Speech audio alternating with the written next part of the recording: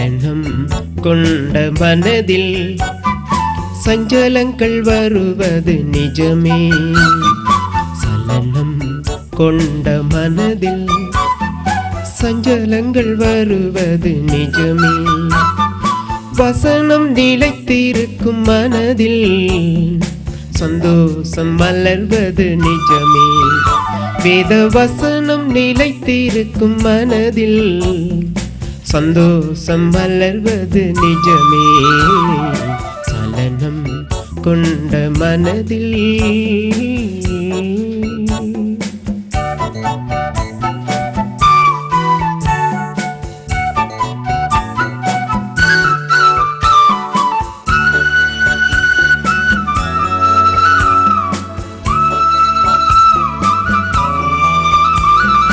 கிறிஸ்துவின் சிந்தை அணிந்ததினால் கவலைகள் என் மேல் படர்வதில்லை.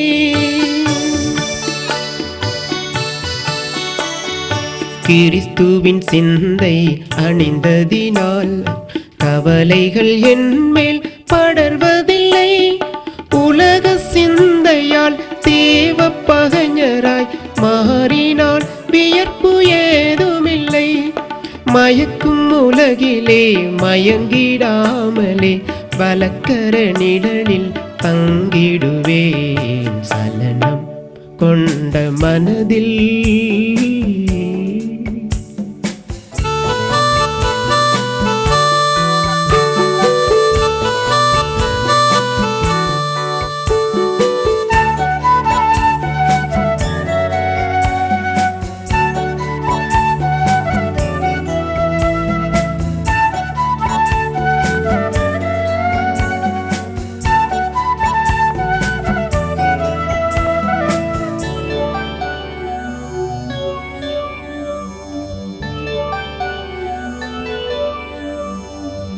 கிறிஸ்துவின் கரம் என்னை தாங்குவதால் துயரக் கடலில் நான் வீழ்வதில்லை.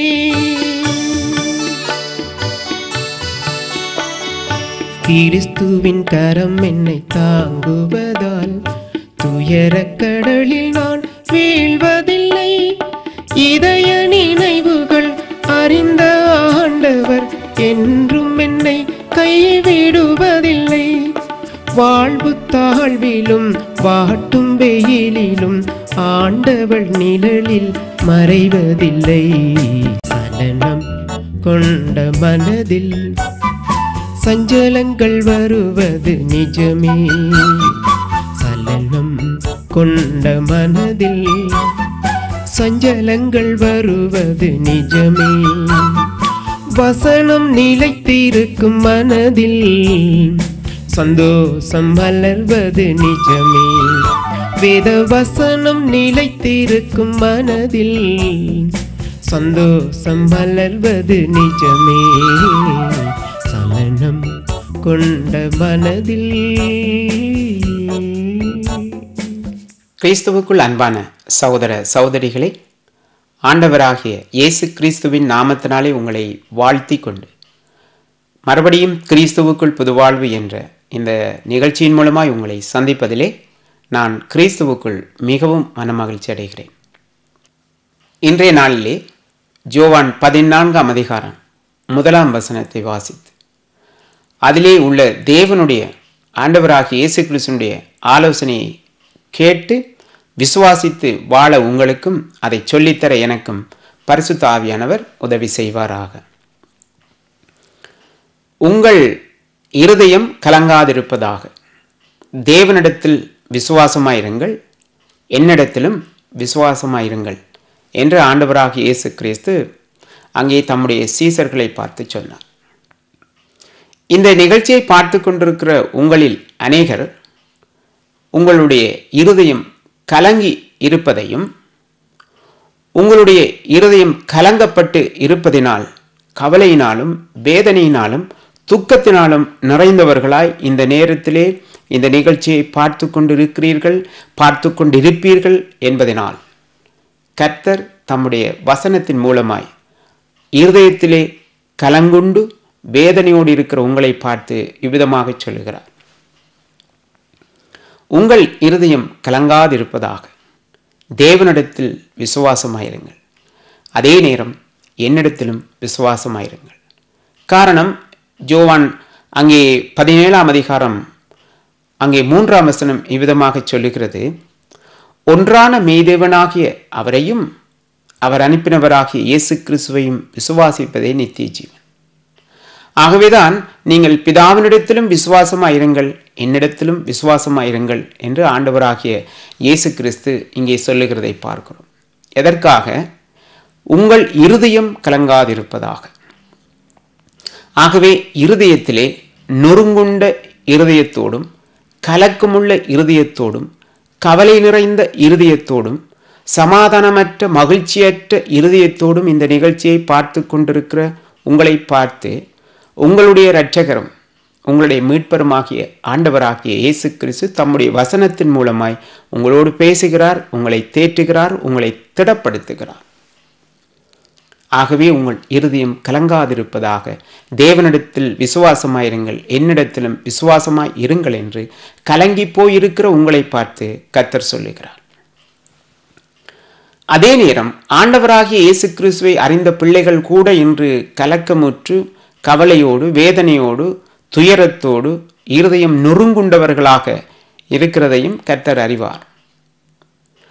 இவர்கள் ஏன் இவ்விதமாக இருதயம் கலங்கப்பட்டவர்களாகவும், நொறுக்கப்பட்டவர்களாகவும், கவலை நிறைந்தவர்களாகவும் இருக்கிறார்கள் என்பதனையும் ஆவியானவர் வேதத்திலே எழுதி வைத்திருக்கிறதை நாங்கள் பார்க்கிறோம்.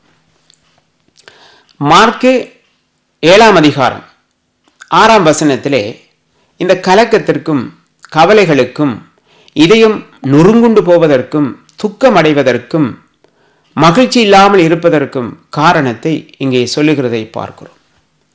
அவர்களுக்கு அவர் பிரதியுத்தரமாக, இந்த ஜனங்கள் தங்கள் உதடுகளினாலே என்னை கனம் பண்ணுகிறார்கள், அவர்கள் இருதயமோ எனக்கு தூரமாய் விலகி இருக்கிறது என்று ஆண்டவராகிய இயேசு கிறிஸ்து சொல்லுகிறதை பார்க்கிறோம். எனக்கு அருமையான சகோதர சகோதரிகளை, உங்கள் இருதயம் கலங்குண்டு, உங்களுடைய இருதயம் மற்றவருடைய பேச்சினாலே அல்லது ஏதோ ஒரு காரியத்தினாலே, வியாதியினாலே, நஷ்டங்களினாலே துக்கப்பட்டு நொறுங்குண்டு கலங்கி இருப்பதற்கு காரணம் என்னவென்றால், நீங்கள் ஆராதிக்கிற தேவன் யார் என்று நீங்கள் அறியாமல் இருக்கிறதும், அவருக்கும் உங்களுக்கும் எந்தவிதமான தொடர்பும் இல்லாமல் நீங்கள் தேவனை விட்டு தூர இருப்பதும் தான் உங்கள் இருதயம் கலங்குவதற்கு காரணமாக இருக்கிறது என்று வேதத்திலே தேவன் சொல்லுகிறதை பார்க்கிறோம். இந்த ஜனங்கள் தங்கள் வாய்களினாலே என்னை கனம் பண்ணுகிறார்கள், இவர்கள் இருதயமோ எனக்கு தூரமாயிருக்கு. அதாவது என்ன வேதம் சொல்லுகிறது? நான் ஆண்டவரை அறிந்திருக்கிறேன், கர்த்தர் என் மேய்ப்பராய் இருக்கிறார், ஆகவே கர்த்தர் என்னை கைவிட மாட்டார் என்று அவர்கள் தங்களுடைய உதட்டினாலே என்னை அறிக்கை பண்ணுகிறார்கள், தங்கள் உதட்டினாலே என்னை விசுவாசிப்பதாக சொல்லுகிறார்கள். ஆனால் அவருடைய இருதயமோ கலங்கி இருப்பதற்கு காரணம், அவருடைய இருதயம் எனக்கு தூரமாய் விலகி இருக்கிறது. ஒரு தேவனை அறிந்த பிள்ளையினுடைய இருதயம் எப்படி தூரமாக விலகி இருக்க முடியும் என்று நாம் அறிந்திருப்பதும் மிக அவசியமாக இருக்கிறது. 1 யோவான் 2ஆம் அதிகாரம் 4ஆம் வசனம் இவ்விதமாக சொல்லுகிறது, அவரை அறிந்திருக்கிறோம் என்று சொல்லியும் அவருடைய கற்பனையை கை கொள்ளாதவன் பொய்யனாய் இருக்கிறான், அவனுக்குள் சத்தியம் இல்லை என்று நாங்கள் பார்க்கிறோம். உங்கள் இருதயம் கலங்காதிருப்பதாக என்று சொன்ன தேவன் அவ்விதமாக சொல்லியிருக்க, இன்று ஆண்டவராகிய இயேசு கிறிஸ்துவை அறிந்த பிள்ளைகள் கூட இருதயம் கலங்குண்டு நொறுங்குண்டு வேதனையோடு இருப்பதற்கு காரணம், நீங்கள் தேவனை துதிக்கிறீர்கள், உங்கள் வாயினாலே தேவனை உங்கள் வாயினாலே அறிக்கை பண்ணுகிறீர்கள், ஆனால் உங்களுடைய இருதயத்திலே தேவனுடைய சத்தியம் இல்லாதபடியால், உங்களுடைய இருதயம் தேவனுக்கு தூரமாய் விலகி இருக்கிறபடியால், அந்த வசனம் உங்கள் இருதயத்தில் இல்லாதபடியால், உங்களை தேற்றாதபடியால், உங்களை பலப்படுத்தாதபடியால், அந்த இருதயம் உங்களுடைய துக்கமான துயரமான வேளையிலே உங்களோடு பேசாதபடியால், நீங்கள் கர்த்தருடைய வேதத்தை உங்கள் இருதயத்திலே கொண்டு போய் சேர்க்காதபடியால், இரவும் பகலும் கர்த்தருடைய வேதத்தில் இருந்து அதை தியானித்து ஆராய்ந்து பார்த்து தேடி வாசித்து அதை உங்கள் இருதய பலகையிலே எழுதி வைக்காதபடியால், அந்த ஜீவனுள்ள வசனமாகிய இயேசு கிறிஸ்து தேவன் உங்களுடைய இருதயத்தில் இல்லாதபடியால், உங்களுக்கும் தேவனுக்கும் தூரப்பட்டு, உங்களுடைய இருதயம் தேவனுக்கு தூரப்பட்டு இருப்பதினால், தேவன் இல்லாதிருக்கிறபடியால், தேவனுடைய வசனம் இல்லாதிருக்கிறபடியால், உங்கள் இருதயத்திலே தேவனை குறித்து விசுவாசம் இல்லாதிருக்கிறபடியால் உங்கள் இருதயம் கலங்கி போயிருக்கிறது. உங்களுடைய இருதயம் நொறுங்குண்டு கவலையோடும் கண்ணீரோடும் வேதனையோடும் என்ன செய்வது என்று தெளிவற்று இருப்பதற்கு காரணம், அங்கே நீங்கள் கர்த்தரை வாயினாலே அறிக்கை பண்ணுகிறீர்கள், ஆனால் உங்களுடைய இருதயம் தேவனுக்கு தூரமாய் விலை இருக்கிறது. அதனுடைய பொருள் சத்திய வசனம், அந்த சத்திய தேவனுடைய அந்த வார்த்தைகள் உங்களிடத்தில் இல்லாதபடியால் நீங்கள் இவ்விதமாக துவண்டு வேதனைப்பட்டு இதயம் நொறுங்குண்டவர்களாக இருக்கிறீர்கள். இருதயத்திலே சத்திய வசனம் இருந்திருக்குமாக இருந்தால், சத்திய வசனத்தை நீங்கள் கொண்டு போய் சேர்த்து உங்கள் இருதயத்திலே அவருடைய வசனத்தை காத்திருப்பீர்களா இருந்தால், ஆதியிலே வார்த்தை இருந்தது, அந்த வார்த்தை தேவனிடத்தில் இருந்தது, அந்த வார்த்தை தேவனாக இருந்தது என்று சொல்லப்பட்ட அந்த வார்த்தையாகிய தேவன் உங்கள் இருதயத்தில் இருந்திருந்தால், உங்களுக்கு பிரச்சனைகள் துன்பங்கள் வேதனைகள் வந்தபோது கவலைப்படாதே, நான் உன்னோடு இருக்கிறேன், நான் உன்னை விட்டு விலகுவதும் இல்லை, உன்னை கைவிடுவதும் இல்லை என்று அவர் சொல்லி இருப்பார். தாவீது ராஜா சொன்னது போல், கர்த்தரின் மேய்ப்பராயிருக்கிறார், நான் தாழ்ச்சி அடையேன், அவர் என்னை புல்லுள்ள இடங்களில் மேய்த்து அமைந்த தண்ணீரண்டையில் கொண்டு போய் விடுகிறார். மரண இருளின் பள்ளத்தாக்கில் நடந்தாலும் நான் பொல்லாப்புக்கு பயப்படேன், தேவரீர் என்னோடு கூட இருக்கிறீர் என்று சொல்லத்தக்கதாக உங்கள் இருதயம் கர்த்தருக்கு தூரமாய் விலகி இருப்பதினாலும், உங்களுடைய இருதயத்திலே தேவனுடைய சத்திய வசனம் இல்லாமல் இருப்பதினாலும், வெறுமனே ஆண்டவரே ஆண்டவரே என்று சொல்லி தேவனுக்கு உதடுகளினாலே நீங்கள் ஆராதனை செய்து இயேசு கிறிஸ்து சொன்னபடி வேத வாக்கியங்களை ஆராய்ந்து பார்த்து அவைகளை உங்கள் இருதயங்களை கொண்டு போய் சேர்த்து, அந்த இருதயத்திலே நீங்கள் உங்களுடைய வசனத்தை கொண்டு போய் சேர்த்திருப்பீர்களா இருந்தால், அது உங்களோடு பேசும். எப்பொழுது எல்லாம் பேசும். நீ இருக்கும் போதும் பேசும், நடக்கும் போதும் பேசும், படுத்துக்கொள்ளும் போதும் பேசும், எழுந்திருக்கிற போதும் பேசும். இவ்விதமாக உங்களோடு பேசுகிற அந்த வசனமாகிய சத்திய வசனம் உங்கள் இருதயத்திலே, அங்கே தேவனும் ஆண்டவராகிய இயேசு கிறிஸ்துவும் உங்களுடைய இருதயத்திலே இவ்விதமாய் வசனத்தின் மூலமாய் வாசம் பண்ணுவதற்கு நீங்கள் இடம் கொடுக்காதபடியால், சத்தியத்தை தேடாதபடியால், நீங்கள் வெறுமனே ஆராதனைக்கு செல்லுகிறவளாயும் பாடுகிறவளாயும், வெறுமனே நான் ஆண்டவரை அறிந்திருக்கிறேன், எனக்கு வேதம் தெரியும், எனக்கு அங்கே அந்த வசனம் இருக்கிறது, இங்கே இந்த வசனம் இருக்கிறது என்று எனக்கு தெரியும் என்று சொல்லி உங்கள் உதடுகளினாலே ஆண்டவருக்கு ஆராதனை செய்து, உங்கள் இருதயம் உலக ஆசையினாலும் உலக காரியங்களினாலும் நிறைந்திருக்கிறபடியால், வெறுமையாக இருக்கிறபடியால், இருளாக இருக்கிறபடியால், பிரச்சனைகள் துன்பங்கள் சோதனைகள் வருகிற காலத்திலே நேரத்திலே உங்கள் இருதயம் கலங்கி உடைந்து போய் நீங்கள் நம்பிக்கையற்றவர்களாய் துக்கத்தோடு வேதனையோடும் கவலையோடும் இப்பொழுது இருக்கிறீர்கள் என்பதனை நீங்கள் அறிந்து கொள்ள வேண்டும். உங்களை அவர் அறிந்திருக்கிறார், இப்படியெல்லாம் வேதனைப்படுகிறீர்கள் என்பதை நான் அறிவேன் என்று கர்த்தர் உங்களோடு இந்த நாளிலே பேசுகிறதை நீங்கள் கேட்டு விசுவாசிக்க வேண்டும்.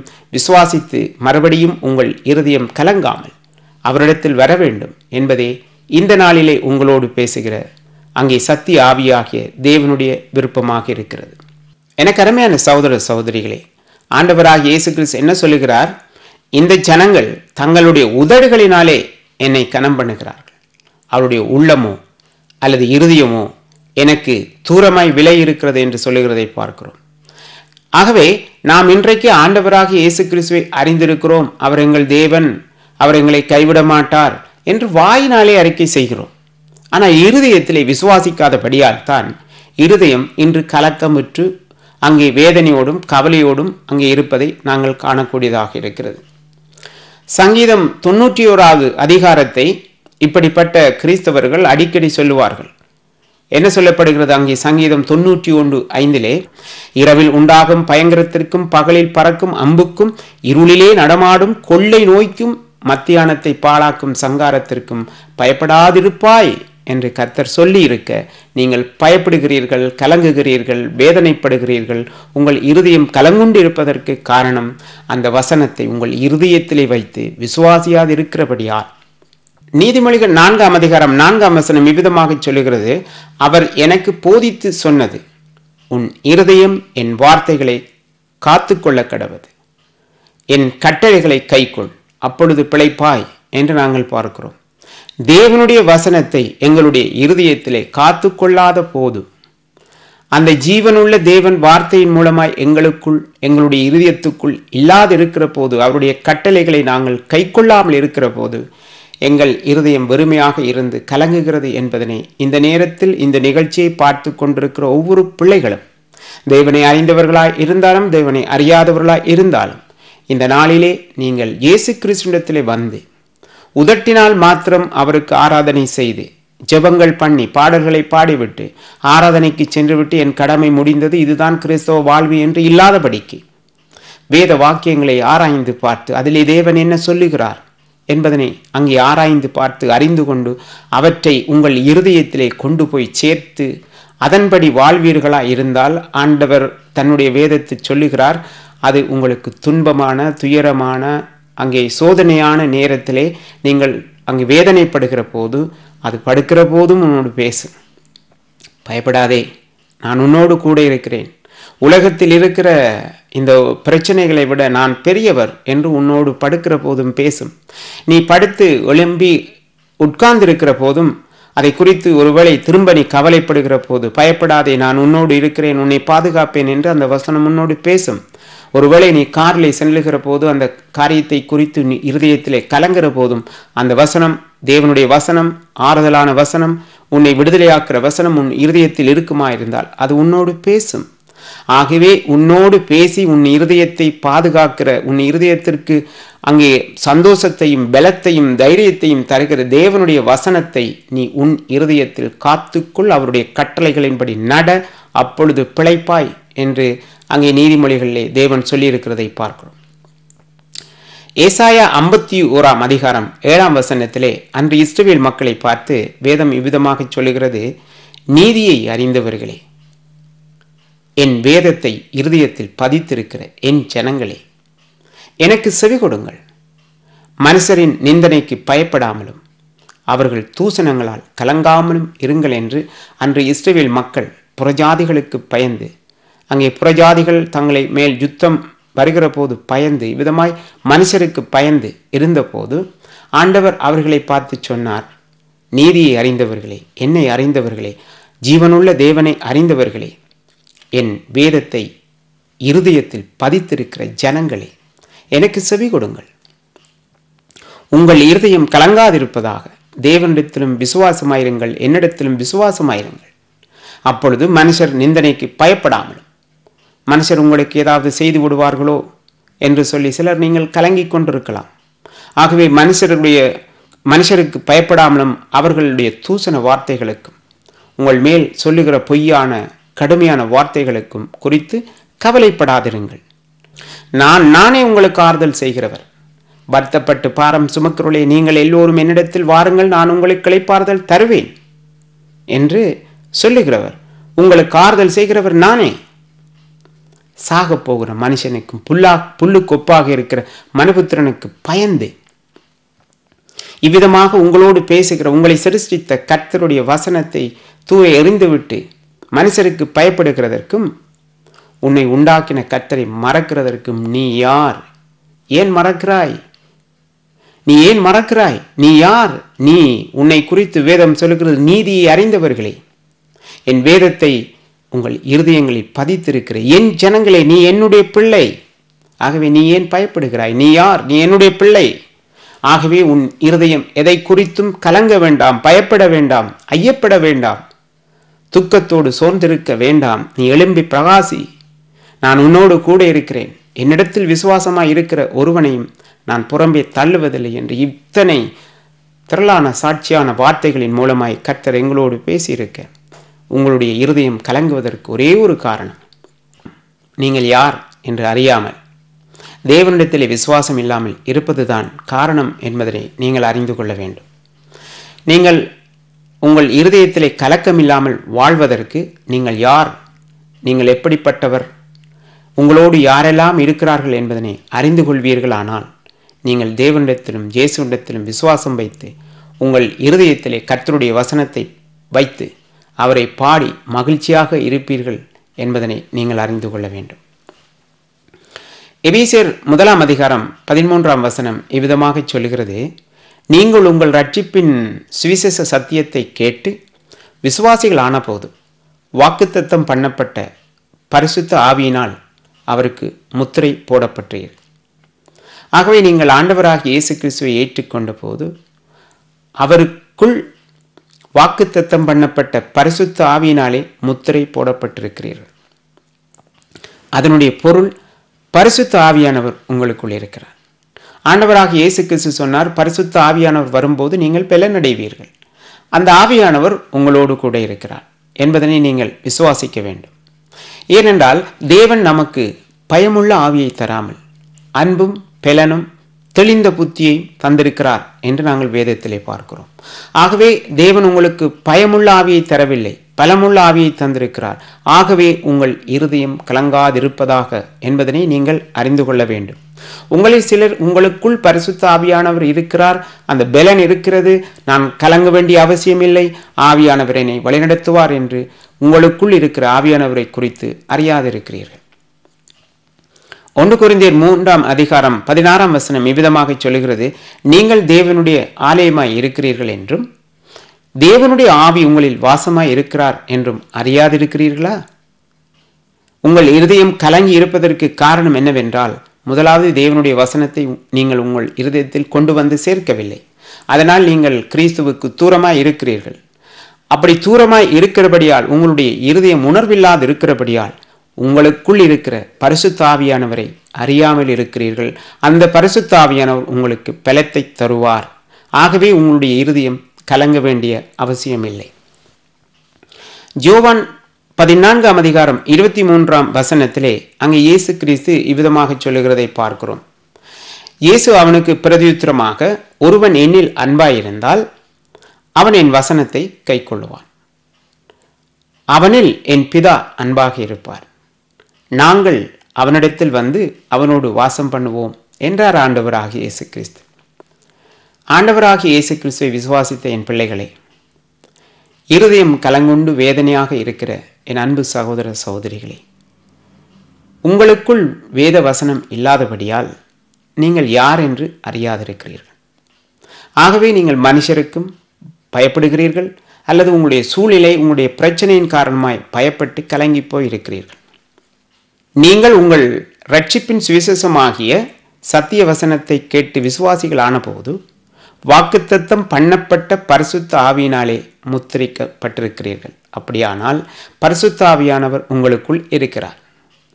நீங்கள் ஆண்டவராகிய இயேசு கிறிஸ்துவை விசுவாசித்து அவருடைய கற்பனைகளின்படி நடப்பீர்களானால், ஆண்டவர் சொல்லுகிறார், ஒருவன் என் அன்பாயிருந்தால் அவன் என் வசனத்தை கைக்கொள்ளுவான். அவனிடத்தில் பிதா அன்பாயிருப்பார்.